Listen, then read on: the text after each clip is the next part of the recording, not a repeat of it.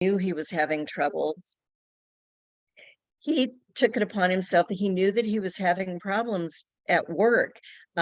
He was a commercial airline pilot. I won't tell you what airline. Um, but at 47, he gave up his pilot's license and took a medical retirement. And that's when the real nightmare started. It was the beginning of an 11-year journey through Alzheimer's. We had his DNA tested. Yes, it was a genetic mutation on the 14th chromosome.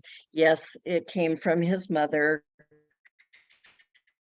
She was one of 9 siblings that lived to adulthood, and 6 of those siblings ended up with some form of dementia.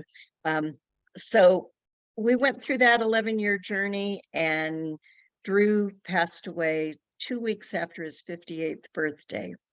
And so I have been a real advocate for Alzheimer's research and for let's find a cure for this. But also, uh, several of you on the call were encouraging me to get involved in advocacy.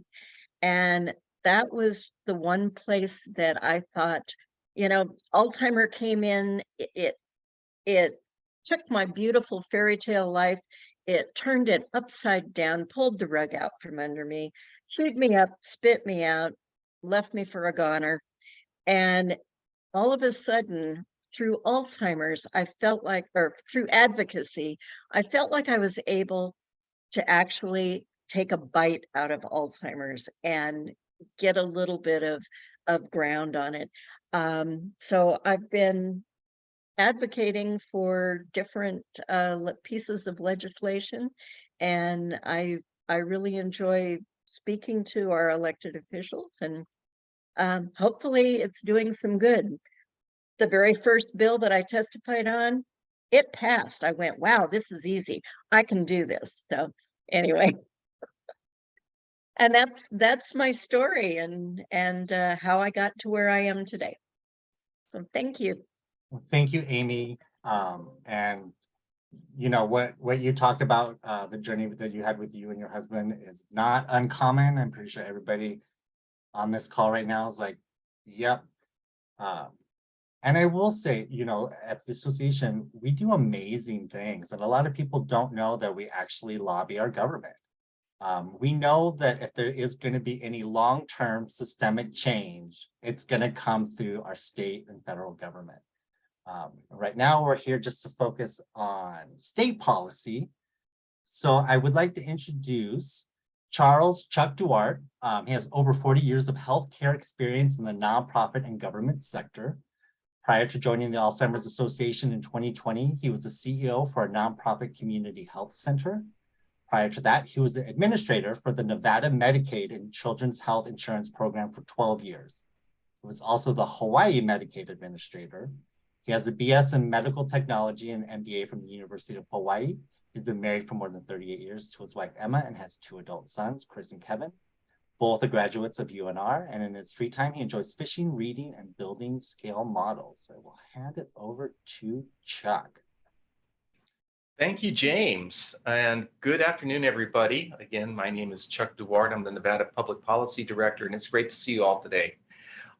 What I hope to do is to talk a little bit about our state policy priorities coming up for the 2023 legislative session.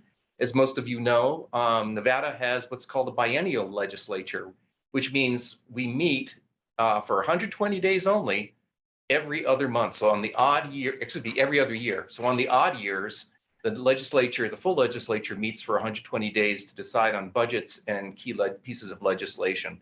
And that's our opportunity to really get heard. Although we have had good success leading up to this 2023 legislative session, there are key committees and legislators that do meet in what's called the interim legislative session. That's between the odd years. And they do look at bills and potential bills that they would like to sponsor, and I'll be talking a little bit about that. But without further ado, I'm going to jump into my presentation today. And like James said, if you have questions, throw them in the chat. He's going to be monitoring the chat. And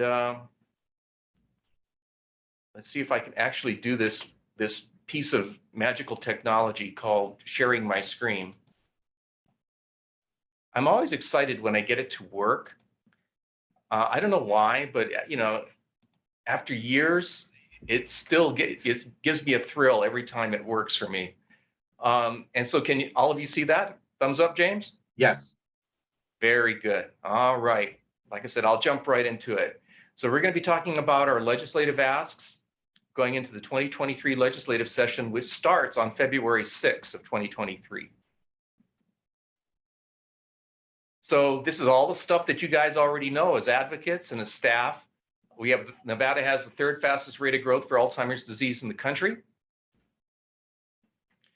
Right now, we've got about 50,000 Nevadans who are living with the disease, and they are also being supported by 48,000 unpaid caregivers. So these are often a spouse, like Amy described, or a friend or a family member, and they're taking care of folks with dementia, which, by the way, through the services of paid and unpaid caregivers, but particularly unpaid caregivers, we save the state of Nevada a tremendous amount of money. And that's really a resource that I tend to emphasize when I talk about the care of folks with dementia and making sure that they can be safe at home, in their family home and in the community. Our unpaid caregivers provide over 79 million hours of estimated unpaid care at a value of about $1.3 billion a year. If that to be those hours were monetized, it would be in the billions. So again, it's a lot of support that goes into taking care of people at home and keeping them out of nursing homes and hospitals. And who are these unpaid caregivers? Again, a lot of you know who they are because you've been there. 2/3 of women, 1/3 are daughters of someone with dementia. 1 in 3 caregivers are over the age of 65, and so they're older themselves. And over half of primary caregivers take care of their parents. 25% of caregivers take care of an aging parent and a child, so they're in that sandwich group of folks. And 41% of caregivers have a household income of less than $50,000, so they're not well off financially. And one other issue that's confronting us, and which is why we have some legislation I'll be talking about in a bit, is that Nevada, with its growing number of seniors as well as those with dementia, is estimated to need a 267% increase in geriatricians by 2050 to meet the demand. And this isn't even neurologists. These are just geriatrically trained physicians who may be a family doctor with a specialty in geriatrics. So there's even a greater need for diagnosticians, the specialists that actually do the diagnostic work, and those would be neurologists and neuropsychologists. So we don't have too many of them either. And of course, Alzheimer's disease is one of the costliest conditions to society and to the US economy. And, again, one of the important things I'll be pointing out is at the state level, since we're talking about state policy, what that cost means for state programs like the Medicaid program, which is the largest payer of long-term care services, whether that's in a nursing home or in the home itself. They're the largest payer of long-term care services in Nevada, but also in the United States. And so it's important for us to keep that in mind as we're talking about legislation, because by keeping people safe at home, we're avoiding much, much more expensive long-term care costs in a nursing home, and also avoiding things like avoidable hospitalizations and ER visits. Over 80% of Nevada dementia caregivers also have chronic conditions. So again, they're dealing with their own health issues, which makes it even more challenging for them to be a caregiver on the job 24/7, because they also have to monitor their own health and take care of themselves, which is often difficult when you're in that new role as a caregiver. So one of the things I wanted to talk about is, how do we come up with our state policy priorities? And a good deal of this is set at the national level by the Alzheimer's Association and by their public policy staff. And so it's a large work group gets together and comes up with somewhat of what are the goals that we want to establish for state policy. And the association sets these goals on a national level. And so, everything that we do as public policy staff at the state level really falls into one or more of these categories of goals. And I'll talk about each of them. And so number one, increase access to care, support, and treatment. That would be things like getting an early diagnosis and making sure that care is available after you get your diagnosis. Improving quality of care. And that would be things like, making sure that care in a nursing home or in a residential facility for groups or group home is high quality. Advancing risk reduction, early detection, and diagnosis. So again, early detection is becoming more critical for us, and an early diagnosis is more critical for a number of reasons. Number one is that there are new drugs coming online or in the pipeline right now in phase 2 and 3 trials that seem to hold some promise for extending the onset of severe dementia symptoms. So basically extending that period of mild cognitive impairment. But again, to be eligible for some of these medications, you have to be diagnosed early enough in that mild cognitive impairment stage to be able to get the drug for that to be effective. So again, these drugs are in the pipeline, and our hope is that with an early diagnosis, more people can access those medications. The second reason that it's really important for folks to get an early diagnosis is that they can be part of their own care planning. If you're diagnosed late in the stage of the disease, you're often unable to be a full participant in your care plan. Excuse me. And so making sure that you can actually, be a full participant, excuse me, means that you have to be diagnosed in the early stage of disease. The third thing is, making sure that you can get your affairs in order. And so making sure that you have advanced planning documents, that you have a care team that's going to be taking care of you. Those all are things that take time. And really, it's best if you can be a part of that process. So again, an early diagnosis is essential. And then the fourth thing I would suggest is that more and more research is coming out about risk reduction. And this is stuff like lifestyle changes, diet, exercise, socialization that can have an impact on the MCI stage and reduce or extend the onset of the disease or delay the onset of the disease. Pardon me. Does anybody have a cough drop by any chance? I do. Okay, thanks. I have. I'm sorry about that. But everybody's coughing around here, and so I'm no, I'm fine. So just give me a minute here.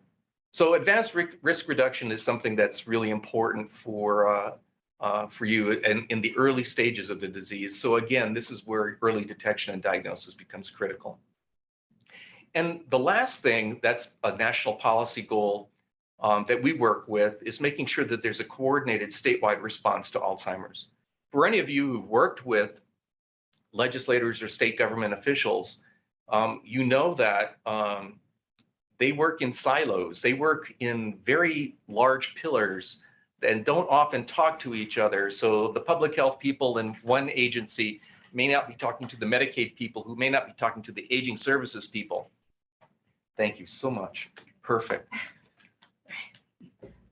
And so that is really something where a statewide coordinated effort is essential for making sure that we're spending our state dollars wisely, but also making sure that the care is coordinated in a way that's efficient and effective. It gets the job done. And so what some states have realized is that they actually need to have a statewide coordinator who works on these kinds of issues across departments and across programs. There's even involvement in some cases with the state judiciary or the judges and the courts and the guardianship agencies. So the needs extend far beyond one agency, and like I said, the need for somebody to do this on a statewide coordinated level is extremely important. And I was finally able to get this cough drop open. Okay. Give me a second here. So these are our national policy goals that are set by the Home Office. And when we come up with our state action plan, it's a very detailed plan of action that we're going to implement. They must fall into one of these categories, one or more of these categories. So we're going to get right into the meat of things right now. And I'm going to talk about our policy priorities, but also where they fit in these national policy priorities. So for goal 1, increasing access to care, support, and treatment. We have 2 proposals. One has a bill attached with it, and I'll talk more about that later. And the bill is for the Medicaid Structured Family Caregiver Program. And I'll talk more about this in detail later. The second is for something called the Dementia Care Specialist Program. We don't have a bill for that, but that program is really focused on educating communities, particularly rural communities, around being more dementia capable and friendly, but also assisting first responders, APS workers, and others in dealing with dementia crises, and also being proactive in putting plans together with families. So in case there is a dementia crisis, somebody escaping or walking away, stealing, getting into an altercation, whatever the case might be, that there's a plan in place to help deal with that. And so dementia care specialists are trained to do that. Goal 2, improve the quality of care. And this is one that I think is going to have increasing importance. And I'll tell you more about this in a sec. And that's dementia training for guardians, particularly what are called pro se or family guardians. And this is something I was talking to Nikki about today. The Task Force on Alzheimer's Disease that I'm the vice chair of, we just had a meeting today to approve a recommendation. And I've talked to some of the staff about this, and it was an education for me. And so for folks who may not know, that when somebody has dementia, and even if they do advanced care planning and designate a durable power of attorney, that DPOA has no authority to place a person in a locked facility. So if a person doesn't want to be in that facility, even if they have dementia, the DPOA has no legal authority to place them there, nor does the physician.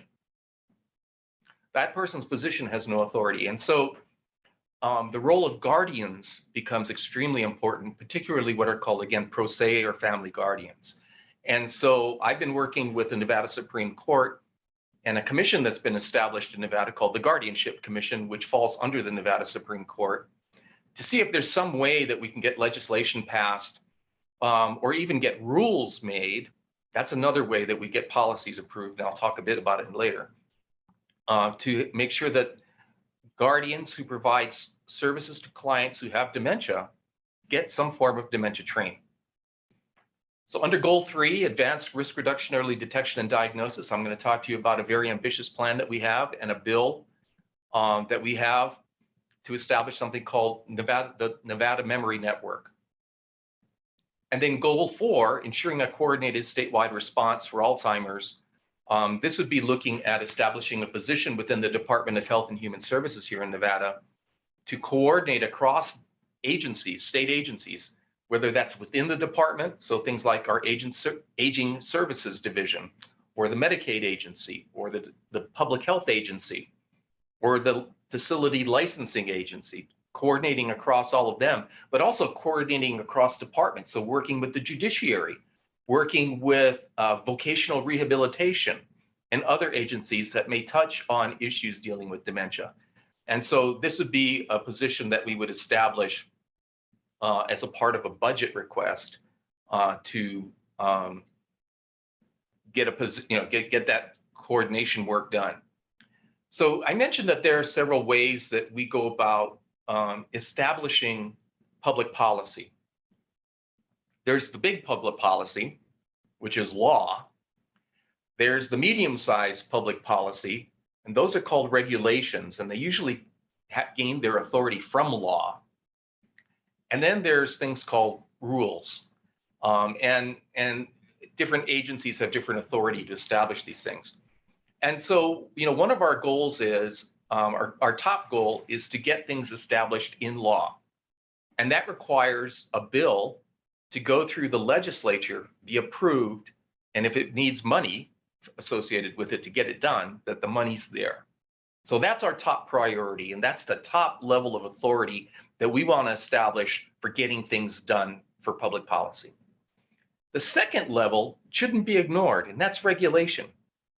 So for example, I could work with the state Medicaid agency to make sure that when they're evaluating people for home and community-based care, that their rules or regulations stipulate that they're going to give consideration to somebody with a dementia diagnosis, okay? So we can do things through regulation. We can also do things through rules or budgets. And so an example of that would be, I'm working right now on possibility of funding a dementia policy advisor through the state budget, which the legislature will approve next year. And so that's at the budget level. With regard to dementia training, I'm working directly with the Nevada Supreme Court and their Guardianship Commission on a rule to require dementia training for guardians who provide services to somebody with dementia. So again, there are different levels of authority that we can utilize as advocates, but the top of the list is legislation or law, and that's really what we're going to talk about today. Although I'm happy to answer questions about any of the other levels of policymaking. So we have two bills, and this was done through the work of some of you on the call. I saw Kathy Maupin, she joined us. Last April, she and I did a presentation to a key committee of the interim legislative session. The committee is called the Legislative Committee on Senior Citizens, Veterans, and Adults with Special Needs. And like I mentioned, in these interim periods between full legislative sessions and the odd years, these committees meet and they consider possible legislation. And so through the work of Kathy, working with myself and others, we got this committee, the Legislative Committee on Seniors, to support two pieces of legislation for the Alzheimer's Association. And I'll be talking about each of them. Number one is Nevada Memory Network, and number two is Medicaid support for family caregivers. So what is the Nevada Memory Network? Well, this started about 10 months ago through a collaboration that I got going with a number of interested parties, and it included the director of the UNR Sanford Center on Aging, which is part of the UNR Medical School, and his name is Dr. Peter Reed, Dr. John Arts, who is a neurologist and faculty member at the UNR School of Medicine. He works for the renowned Neurology Institute.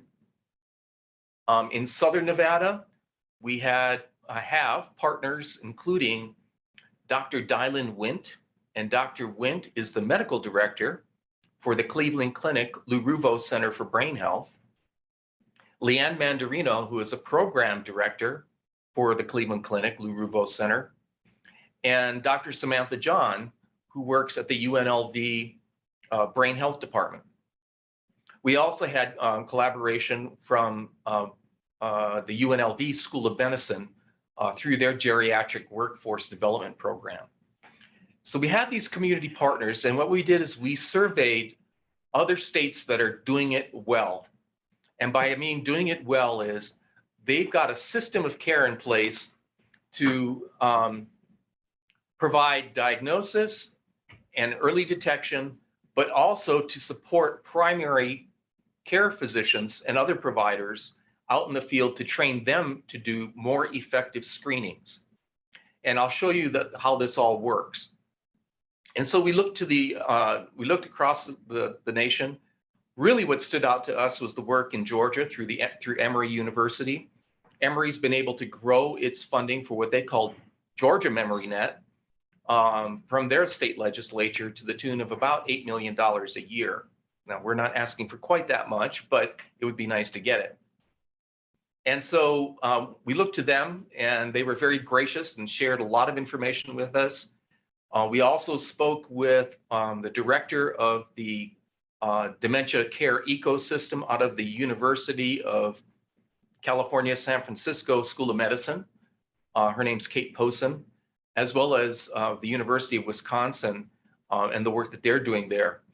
And we put together plans, this work group put together plans to put together a new system of care that we want to get supported and passed during the next legislative session. And I think a picture is worth 1,000 words. So hopefully you folks can see this there. So this model is something that we've created to do a number of different things. And if you look at the top of the model, this is where the patient and the primary care provider are. We all know that it would be great to have as many neurologists and neuropsychologists that we can use in order to do early diagnosis and detection. But we know that's not going to happen. It's very difficult to get a neurologist or a neuropsychologist to start a practice. We're lucky to have the Lou Ruvo Center for Brain Health as well as the renowned Neurology Institute. But the way that we're going to ultimately be successful is really to put screening tools, effective screening tools, in the hands of primary care providers, to train them to use those tools and to provide accurate, complete data to the specialists. And so the idea here is everything starts with the primary care provider and the patient. And through the Medicare Annual Wellness Exam or other opportunities, they're going to be doing screenings. And currently, the UNLV and UNR schools of medicine are training the primary care workforce in Nevada to do that. Well, we want to enhance that. And the idea would be that these clinicians, these primary care folks, would be doing the screening and then making a referral to the memory clinic. And the two memory clinics we want to support are the renowned Neurology Institute and the Cleveland Clinic Lou Ruvo Center. And so we would have a hub or memory clinics north and south. It would basically be expanding the work that's already going on in both of those clinics, not only to diagnose patients, but also to help train primary care providers in the work that's necessary to be done in order to provide an early diagnosis. So the primary will refer the patient. It'll be a two-step visit at the memory clinic. They're going to be meeting with the patient, and then together with the patient and the primary caregiver. That dyad becomes extremely important. And so a care plan, a comprehensive care plan, is going to be developed at the memory clinic for that dyad. And the care plan is then passed to that dyad, the patient and the caregiver, as well as the primary care provider. But it doesn't end there. What's really essential in the system of care and how it works is that once that diagnosis is made and the care plan is provided, we're gonna fund wraparound support through care navigators. They're gonna work with that dyad as well as that primary care doctor to make sure that the patient and the caregiver are getting access to community supports. So that whole system of care is something that we want to not only support, but fund. I'm going to go back up to this. James, do we have any questions so far? No? Cool. All right. One thing yes. No questions? All right. One thing that I failed to include in my slides, I'm sorry, and I apologize, was that this proposal, which again, there is a bill that's being written right now, and I'm working with the legislature on writing that bill. This bill has a dollar ask, and it's not small. So for the next 2 years, if it's approved, we're asking for $685,000 in order to expand capacity at the memory clinics, to enhance primary care training, and to support positions, 2 in the north, 2 in the south for care navigators. So not only were we asking for this bill, but that bill is associated with money. And so that becomes an important part of the ask. Now, why should anybody want to spend money on practices that are already established, on schools of medicine that are already established? And the answer is simple. From a legislator's point of view, from a state policy point of view, we know that early detection saves the state money.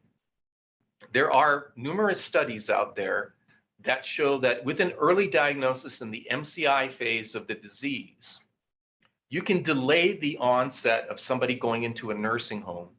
You can delay or avoid avoidable hospitalizations and ER visits because this person has support in the home. That caregiver has adequate training and support to provide safe and complete care. And so this saves the state money. One estimate on a national level is that if everybody today had an early diagnosis and these types of caregiver supports were instituted, it would save the US $1.7 trillion. Now on a per person basis, that's about $19,000 per diagnosis. Now it doesn't sound like a lot, but who foots that bill? Well, if you're talking about long-term care, it's the state and it's the Medicaid program. Probably a few words about how Medicaid works in Nevada and how it coordinates with Medicare is important at this point. So we all know Medicare, right? It's that entitlement program for seniors over age 65 and people with disabilities. And you get hospital care, you get physician services, and you can get prescription drugs and something called Medicare Advantage if you sign up for it. And that's great. But what a lot of people don't know is that Medicare does not pay for long-term care. It will pay for up to 100 days in a lifetime of skilled nursing, but it won't pay for anything beyond that in a nursing home. So long-term care is not a Medicare benefit unless you have private health insurance for long-term care. A lot of people have to depend on the Medicaid program, which is required to provide long-term care if you qualify both on an income basis and also on a needs basis, so that you have certain physical needs that need to be addressed in a nursing home. So Medicaid pays for long-term care. In fact, in Nevada, Medicaid pays for about 60% of all nursing home beds. And that's true across the nation. And when Medicaid pays a bill, for every dollar that Medicaid pays, it pulls in 50 cents from the federal government, from your federal taxes, and it also has to pull in 50 cents from state dollars, from your state taxes. And so every time Medicaid spends a dollar, it's spending state money as well as federal money. And so anything that can avoid spending state money is music to the ears of governors and legislators, all right? So if we can delay nursing home care, we save the state money. And this program, again, there's research to show that programs like this are important for saving the state money. So the next bill that we have is based on the work out of Indiana, Georgia, and Washington State. And it's something called a family caregiver waiver. And again, this requires a little bit of explanation. So I already said Medicaid pays for nursing home care. Well, if you qualify for nursing home care because you meet the income requirements, but also you need help with walking, toileting, dressing, eating, those types of things, bathing, you can also qualify for what are called home and community-based Medicaid services. And Medicaid does this through a program called a waiver. Essentially, they put in an application to the Secretary of HHS at the federal level at U.S. Department of Health and Human Services, and he or she agrees to the waiver, and then they can provide in-home care in lieu of nursing facility care.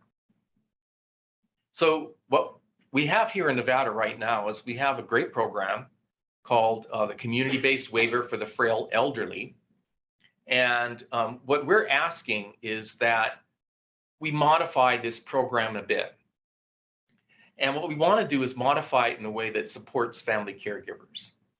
And let me explain some of the things that would make it easy. So currently, a spouse or a guardian cannot be paid by the Medicaid program for in-home personal care. So things like helping with bathing, dressing, toileting, ambulating, those things.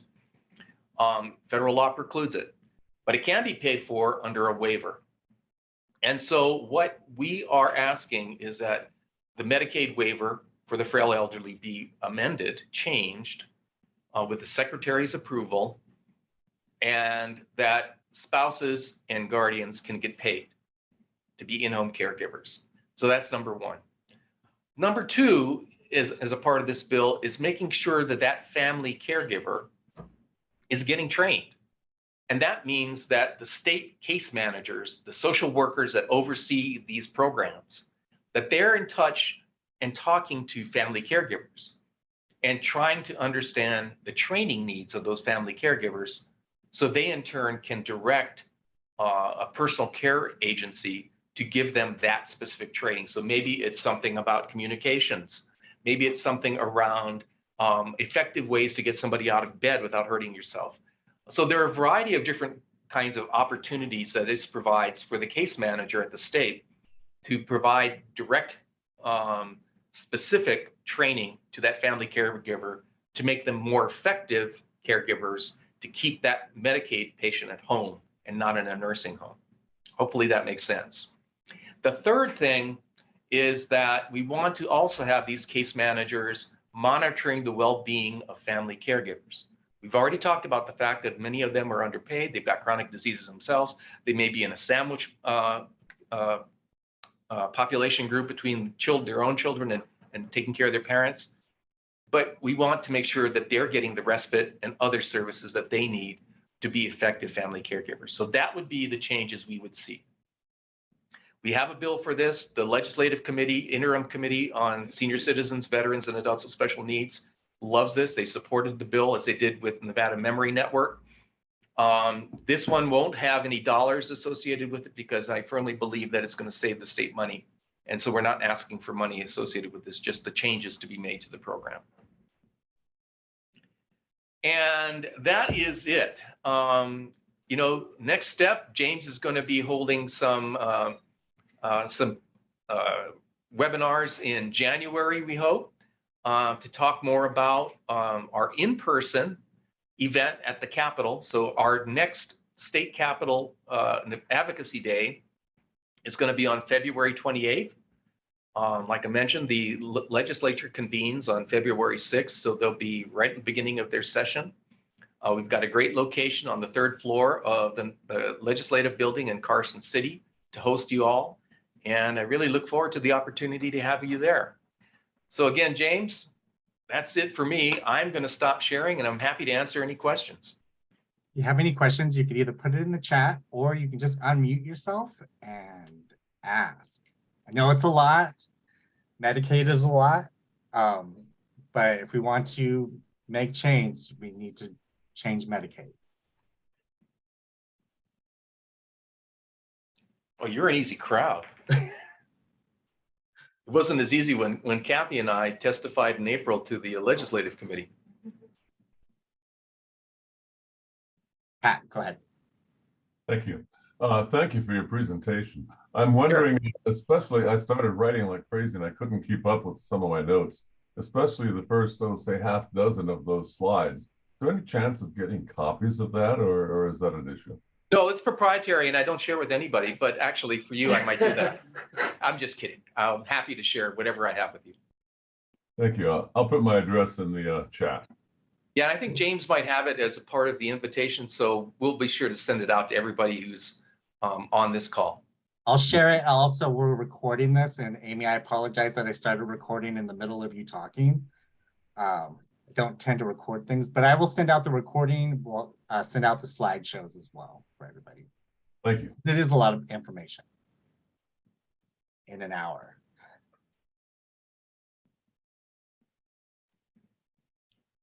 All right. Well, anybody else? Anybody here in the room? Yeah, Yes, Laurel. I'd like to, this is bringing back memories of when I did home health back in California, back in the 80s, and I just Googled it. Doesn't California have in-home health services? Yes, they do. Paid by Medicaid? Yes. Okay, and that system seems to be so far Well, it was, You know, I think one of the issues that we're dealing with across the nation, but also, you know, of course, here in Nevada, is that the workforce that historically provides these in-home personal care services, the workforce is dwindling. So just to give you an example, I think there's about 5,000 paid in-home caregivers in Nevada. The current estimated need is for 10,000. And there's no projection right now as to if and when we're going to be able to hire those people. These are all Medicaid caregivers. And so there's a huge care gap that we're facing right now. And the other thing is that a lot of these caregivers are themselves older. A lot of them are women of color. They're very low income. Their average income from the work that they do is about $23,000 a year. And so there's not a lot of incentive for people to join that workforce. And it's a lot easier to, you know, work in the service industry or hospitality industry here in Nevada, right? So yes, the programs are there, but it's really, really challenging to find services when you need them. okay, Yeah, thank you. you're welcome. Thank you. Oh, Nikki, yes. And I should probably know the answer to Of course this, you but should. I don't. You talked about every time Medicaid pays $1, 50 cents is federal Medicaid money, and 50 cents is state money. Where does that state money? It comes from state taxes. So sales taxes, room taxes. Sales taxes, room taxes. And so what happens, and this might get into the weeds, but I apologize. It's important, it's kind of important to know though. So, you know, what happens every year is during the legislative session, before the legislative session, there's a group of really smart people that are appointed by the governor and the legislature, and they're called the Economic Forum. And so this group of economists and really smart people get together about this time in December, prior to the legislative session starting up. And what they do is they look at state taxes that are coming in from gaming, from other sources, right? And they make a projection. And they say, you know, we're expecting that Nevada will have available through state taxes, whatever it is, $7 billion in the next two-year fiscal period. The governor, by law, must put a budget together that is not more than the Economic Forum's estimate, right? You can do less, but that's not likely. So it can't be more. Then when the legislature is in session, starting in February, in April, in the middle of session, the group of smart people at the Economic Forum get back together and they say, we're going to look at the latest data on taxes and make another projection.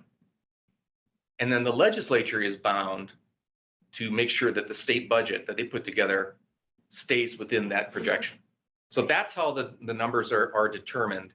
And again, it's a group of economists and other types of folks that the governor and legislature count on to make these kinds of estimates. So much of that money is earmarked already, right? Gaming taxes for education and so forth. So how has what's happened over the last 2.5 years affected, where are we with our tax revenues? Are we significantly lower? Actually, the latest projections that I've seen are that we are up over last year and up over the 2021 budget cycle. That being said, it's still not a lot. Right. Because, you know, you're looking, so the big spenders in state government, just do you folks know? So the 800-pound gorilla in state spending is the Nevada Medicaid program. They compete with K through 12 education to be the largest budget in the state for any agency. The Nevada System of Higher Education is also one of those top competitors. And then you've got smaller departments, you know, like, you know, voc rehab, you've got public safety, the prisons, you know, all of these folks, right? And so they all have their needs as well. But the big money budgets are the ones with Medicaid, K through 12, and the Nevada System of Higher Education, or UNR and UNLV. So it's a significant increase in the Medicaid budget that we would be. Well, the answer, because we've increased the number of people on Medicaid, the needs of the program in order to pay for the services that people who are eligible for Medicaid, make sure that they get those services, those needs are always increasing. Now, by the way, the Medicaid program can only cut so many people off. They can't, it's an entitlement. And so if you're poor and you qualify, it's an entitlement just like Medicare. And so it's very difficult to reduce the budget when the population in the program grows. Now there's some caveats, because I remember I mentioned, you know, you got $1, you spend $1, you get 50 cents from your federal friends, and you get 50 cents from your state revenues. And so, you know, you basically just doubled your money, right? With 50 cents of state money, I'm going to spend a full $1 for Medicaid services. Well, that varies. That can vary between 90% federal funding, Right. and 50% would be the lowest. So a lot of this budget stuff, it depends. And like I said, yes, the needs are going up, and the Medicaid budget, at least in my experience in Nevada here, has never gone down. And the amount that we're going to receive, the federal funding for Medicaid, does that remain fixed? Do we know what that's going to be? Or- Yeah, we have a projection of what that is. So the way that Congress has done it is that they actually look at the state's average household income over the 3 years prior. And they put a percentage on it. And so the lower your household income is relative to other states, the more federal money you get. Yeah. And so that number, the minimum you get from the feds is 50 cents for the dollar, right? The most is probably that I've seen is probably 75 cents, in some cases 90 cents. And so that number it floats, but again, it's determined under federal law. Sure, and that was probably more than anybody ever wanted to hear about Medicaid, but. And also when they do recapture, it goes to federal, not to state. So, yeah, so recapture, meaning like some collections and estate planning. After time of death, yeah, when Yeah. they do the recapture of any assets, that is refunded to federal, not to the state level. Yeah, I used to run the Nevada Vulture program. Ooh, Yeah, so we would sit there and put liens on people's houses and wait for. you're who I to see actually that. try to avoid. No, and actually, I have to say that they're a very good bunch of people that do this work, and they will not chase somebody and try to get blood out of a stone. It just doesn't make sense for them to do it, because it takes time and money to file a lien and collect on a lien. So yeah, it's oftentimes you can avoid those kinds of things. Barbara, did you have a question? Yeah, I just wanted to say, I have my support group in Minden, which Pat is part of, on Thursday. I have already given everyone a save the date. Don't forget, write this in your calendar for our day. But what else will they be able to do if they do participate in the day? And what do you want them to do? Give me some things to throw out to them on Thursday. Sure thing.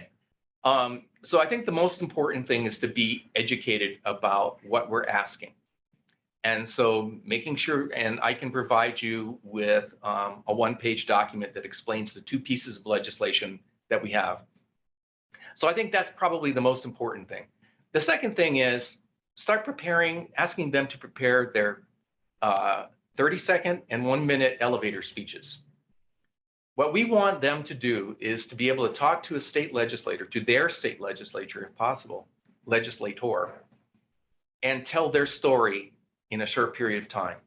And also connect the dots between their story and why this bill that we're asking for to improve early diagnosis, to improve family caregiver support, why these are important. So those are the 2 things that I would ask them to do. Again, I'll ask James to send out a one-pager that I've prepared, and also just make sure that, they start talking about their speech, and not to be afraid, because legislators want to hear from them. They don't want to hear from me. I mean, they want to hear the details from me, but they want to hear from their constituents. Right. They want to hear their personal stories and how this would help them and their families. So And thank you Right. for asking. If, Just yeah, to if you add- send me, I'm sorry, go ahead.